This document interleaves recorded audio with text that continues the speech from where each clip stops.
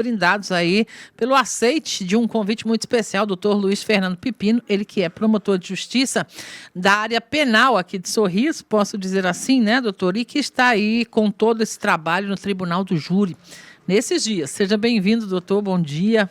Bom dia, Marlene, bom dia a todos os ouvintes da Rádio Sorriso FM, é uma satisfação e agradeço desde já pelo convite, o espaço e a oportunidade. A satisfação é nossa, doutor, em recebê-lo. Para a comunidade que nos ouve, eu gostaria que o senhor colocasse a princípio da importância do Tribunal do Júri. O que representa este momento que está sendo vivido aí pelo Judiciário em Sorriso? Perfeito. O Tribunal do Júri é a democratização da justiça popular. É o Tribunal Popular. O Tribunal do Júri é o juiz competente para decidir todo e qualquer crime doloso contra a vida que tenha sido praticado. Por excelência, nós temos o exemplo do homicídio. Né? Então, quando há a prática de um crime de homicídio, matar alguém, é o Tribunal do Júri o juízo competente para o seu julgamento, que é a sua composição, né?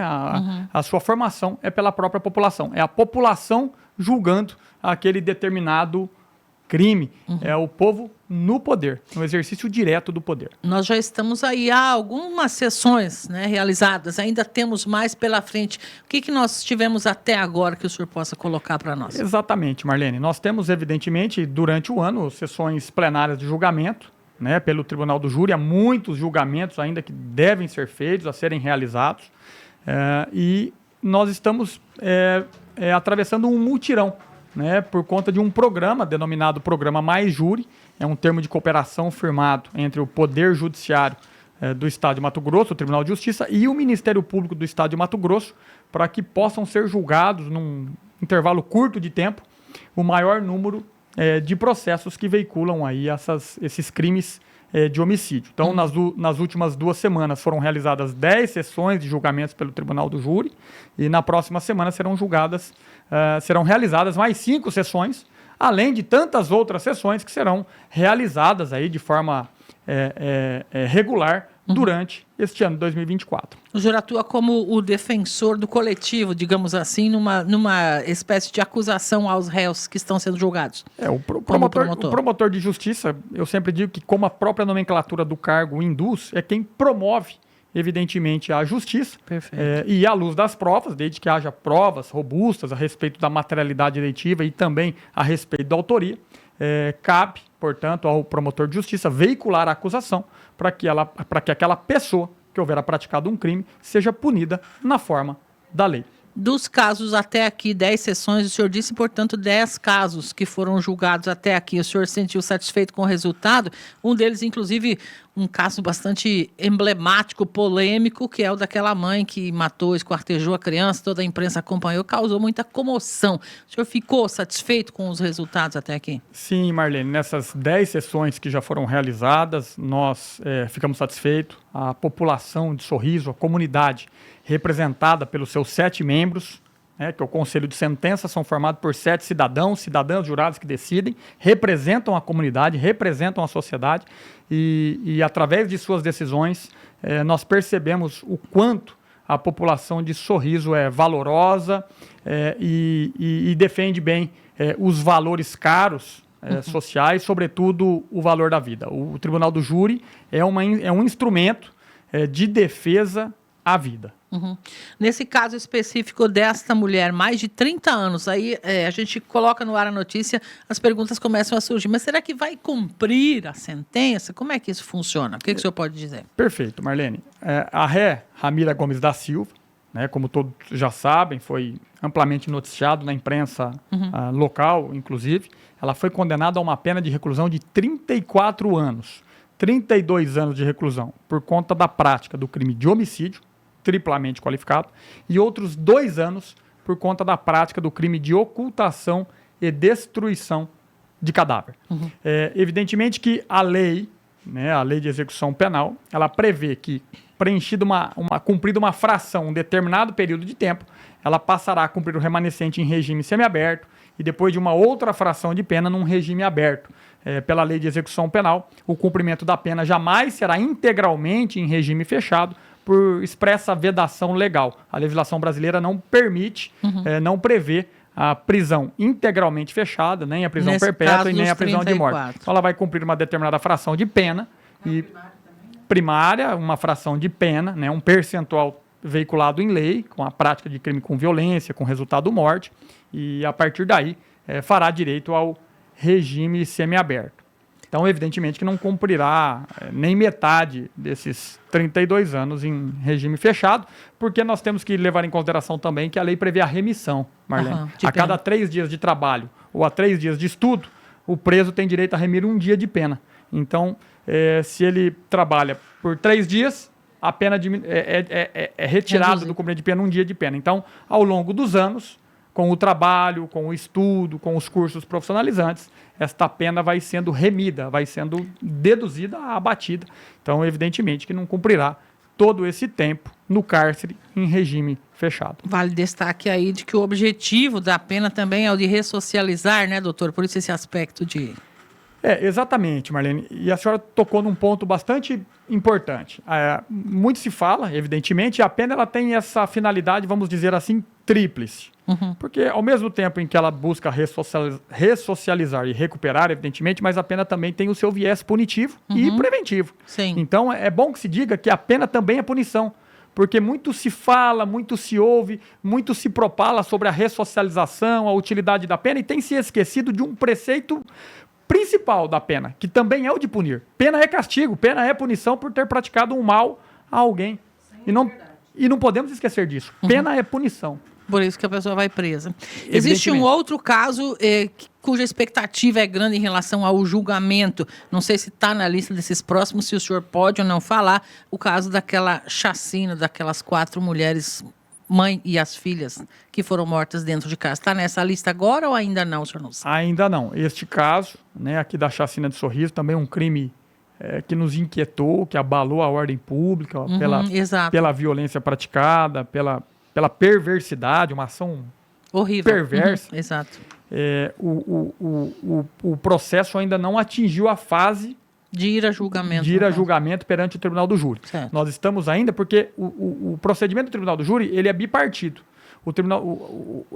Ele é formado por 2 fases. A primeira fase, o processamento é feito perante o juiz togado, que vai analisar a viabilidade da acusação. E a segunda fase, com o encaminhamento do julgamento a plenário, a sessão plenária de julgamento. Nós estamos ainda na primeira fase, certo. Mas eu tenho a dizer que o Ministério Público já apresentou as suas alegações finais, nós já apresentamos os nossos memoriais finais, pedindo que o réu seja submetido a julgamento pelo Tribunal do Júri no menor prazo possível.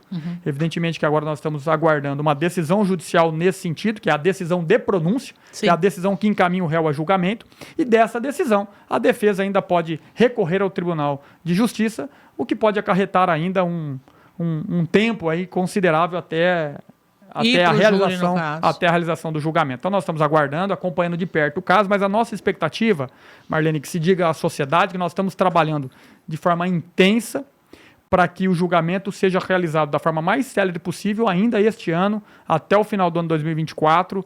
Nós estamos empenhados para que essa sessão seja realizada e este agressor, este homicida, este assassino, estuprador, seja julgado pela população de Sorriso.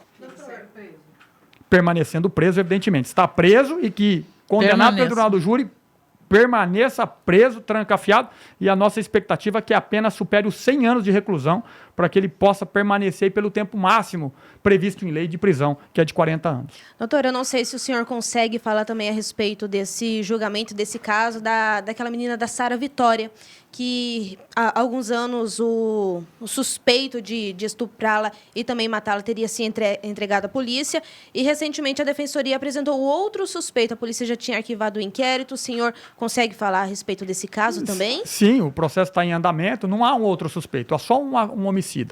Nós não temos dúvida a respeito da autoria delitiva. Ele bem confessou, inclusive, à Polícia Judiciária Civil que estuprou e matou a pequena Sara. Então, nós estamos aguardando agora o desfecho dos recursos da defesa. Bem da verdade, a defesa manejou alguns recursos nesse sentido.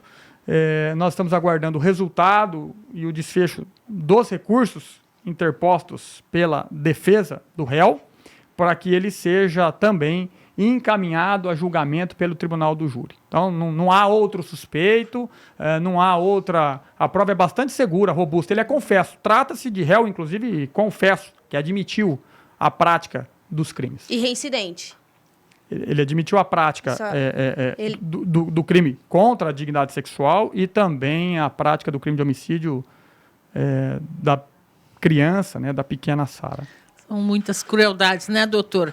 Existem questionamentos, eu não sei se o senhor quer falar ou não a respeito. Uma pessoa mandou aqui, enquanto nós conversamos, dizendo que é uma vergonha a questão da justiça ser como é. Acho que quis referir à lei aqui. Ela disse que porque um sujeito se fez de santinho na cadeia e saiu em função dos benefícios, a primeira coisa que fez na saída foi ameaçá-la e por isso que ela vive escondida até hoje e ele segue a vida normal. Marlene, evidentemente que nós entendemos algumas falhas legislativas, nós temos muitas falhas legislativas, nós precisamos de uma discussão muito mais ampla sobre no nível legislativo, sobre modificações legislativas, o quantum de pena, o quantum de fração para que o cidadão possa progredir de regime, para que o preso possa progredir paulatinamente de regime, as ferramentas legislativas, a segurança da vítima, a segurança da população, do homem, da mulher de bem, que tem direito de viver numa sociedade livre, numa sociedade que não seja perturbada e molestada pela prática de atos violentos, pela prática da maldade humana. Então, mas da forma como a lei está posta hoje, como nós dizemos, com a forma como a lei está positivada, escrita, só resta ao Ministério Público, ao promotor de justiça como fiscal da lei, cumpri-la. Ainda que em alguns pontos eu posso até ter a reserva de opinião e não concordar num ponto ou no outro. Mas o fato de eu discordar não me autoriza a descumprir a lei como fiscal da lei. Eu devo ser o primeiro a cumprir a lei tal qual ela está escrita. E aí sim, a partir de uma reflexão conjunta, de um diálogo com a população, de uma conscientização maior, de um despertar de conscientização, refletirmos e cobrarmos a quem deve ser cobrado, que são os nossos representantes, que são os responsáveis pela edição dessas leis, de edição das leis criminais que nós devemos cumprir no nosso cotidiano, no dia a dia, como operadores do direito. O senhor acredita nessa possibilidade no Brasil que nós temos hoje, onde se discute, por exemplo, um caso muito polêmico, que é o de meio que responsabilizar uma vítima de estupro pela situação, pelo que a gente está vendo, uma discussão federal nesse nível? O senhor acredita que nesse Brasil é possível avançar nessa discussão? Marlene, eu sempre acredito, eu sempre mantenho a esperança no homem, na humanidade, na construção de uma sociedade livre, justa, pacífica. Eu mantenho sempre a esperança, sou entusiasta e eu acho que cada um pode fazer bem a sua parte. Juntos, homens e mulheres de bem, fazendo cada qual a sua parte dentro da sua atribuição, da sua esfera de independência, representando cada qual dos poderes, nós podemos construir sim um país melhor, uma legislação melhor para proteger tantas vítimas de violência humana. Tem que sair da pauta, talvez, da discussão das pessoas na rodinha de conversa, o fato que já aconteceu. Vamos trabalhar a prevenção, trabalhar um ser humano melhor para que não precisemos ter vítimas mais. Esse seria o mundo ideal. Mas enquanto nós não atingimos esse mundo ideal, é preciso que editemos leis mais duras, mais severas, leis que possam punir de uma forma mais justa toda aquela pessoa que, através de ato concreto, se revelou bastante perigosa socialmente e causou tanto mal a uma criança, a uma mulher, a um homem, a uma vítima indefesa. A gente fica bem assustado, doutor, porque todas as vezes que eu converso com uma autoridade, já há muitos anos, desde que eu faço jornalismo, eles dizem que cerca de 1% dos cidadãos é que faz isso. 1%. Então, nós estamos com dificuldade, né? Os outros 99% para resolver uma questão de apenas 1%. Nós temos que sempre despertar, Marlene, e daí porque eu sempre agradeço o espaço e a oportunidade, porque hoje nós estamos aqui dialogando com a população, com toda a sociedade Sorriso, refletindo sobre isso, que é importante que a gente possa conscientizar, né, as pessoas de uma maneira geral, trazer o tema à tona, uma ampla discussão, uma oxigenação de ideias em prol de uma construção legislativa melhor e que possa, repito, proteger vítimas indefesas que têm sido sistematicamente atacadas através das mãos violentas do homem. Infelizmente. Doutor, o que vem pela frente aí nessas próximas sessões? Quantas faltam ainda, o senhor sabe? Já a pauta ou ainda não?